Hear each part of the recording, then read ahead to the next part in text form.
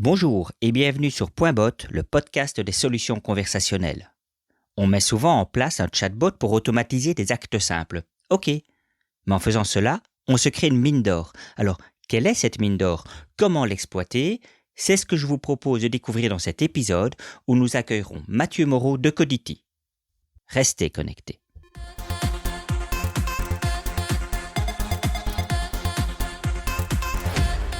Bonjour Mathieu, notre passion commune pour les solutions conversationnelles a amené nos chemins à se croiser.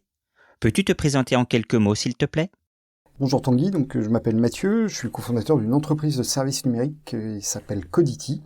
Et chez Codity, on travaille depuis près de 5 ans sur des solutions conversationnelles et nous avons créé une offre dédiée à ces solutions qui s'appelle Danil.io, sur lesquelles nous intervenons auprès de nos clients sur de l'UX conversationnel, sur de l'entraînement de moteurs de compréhension, sur de l'innovation. Et nous avons une plateforme SaaS qui nous permet d'analyser les conversations qui passent par les chatbots de nos clients. Je rebondis sur le dernier point évoqué, l'analyse des conversations. On met en place un bot pour automatiser le traitement des demandes simples, mais on ne pense jamais à tirer profit de la richesse des conversations que l'on génère. Alors toi Mathieu, qui administre des bots qui font des centaines de milliers de conversations par mois, ce n'est pas rien quand même, comment arrives-tu à exploiter cette mine d'or?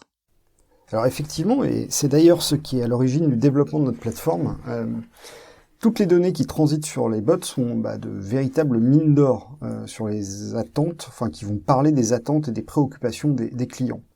Pour nous, l'un des points les plus importants, c'est la contextualisation des requêtes des utilisateurs, et qui constitue d'ailleurs une des parts essentielles de notre travail et de ce que capte notre plateforme.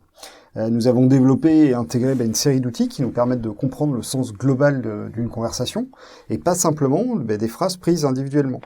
Par exemple, nous sommes capables de repérer quand les sujets de conversation changent, ou lorsque le client exprime une frustration, même si les mots peuvent être ambigus.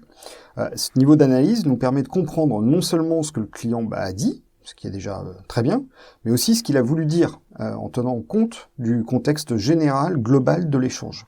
Alors les bénéfices ils sont évidents, car ces résultats d'analyse vont nous permettre d'améliorer en continu les performances du chatbot.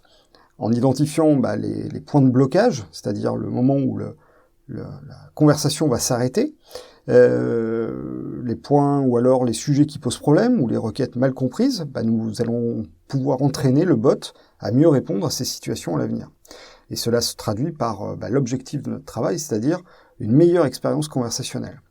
Un dernier point, c'est que les conversations qui transitent sur les chatbots sont souvent une source d'insight assez sous-exploitée, qui peut nourrir la réflexion stratégique de l'entreprise et bien au-delà de l'amélioration du chatbot en lui-même et de l'expérience conversationnelle. Merci Mathieu pour cet échange. En conclusion, nous avons 2 gains à retirer de la mise en place d'une solution conversationnelle. Le premier est l'automatisation des conversations, par exemple le traitement de demandes simples à faible valeur ajoutée.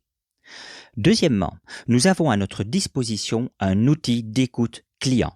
Pour autant, attention que l'on exploite les conversations. Et l'exploitation des conversations nous donne des insights pour alimenter la boucle d'amélioration du chatbot et la réflexion stratégique d'entreprise. Dit autrement, avec un bot, vous avez un outil d'automatisation des conversations plus un outil d'écoute permanent de vos clients. Pour le même prix, c'est cadeau. Restez connectés.